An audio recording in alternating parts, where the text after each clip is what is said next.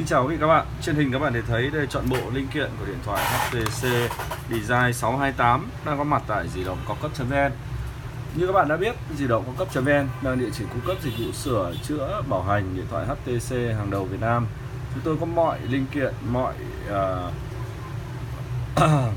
phương án sửa chữa nhanh chính xác tất cả lỗi trên điện thoại HTC nói chung và điện thoại HTC 628 nói riêng.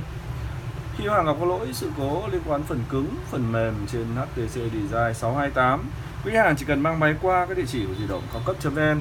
Kỹ thuật viên tại di động cao cấp.vn chúng tôi sẽ tư vấn và hướng dẫn cụ thể chi tiết nhất từng lỗi, từ đó có phương án sửa chữa nhanh chính xác cho quý vị các bạn.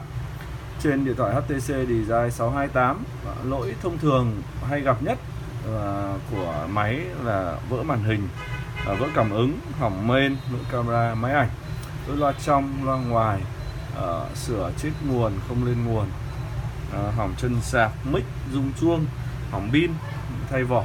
Nói chung đó là những lỗi rất thường gặp trên HTC Design 628.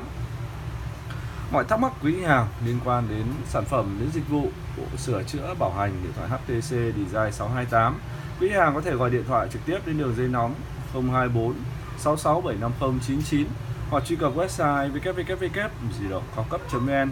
Kỹ thuật viên tại di động cao cấp.vn sẽ tư vấn và hướng dẫn cụ thể chi tiết nhất cho quý vị các bạn.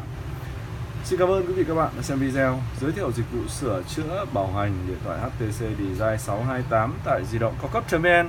Địa chỉ cung cấp dịch vụ sửa chữa bảo hành điện thoại HTC Design 628 hàng đầu Việt Nam.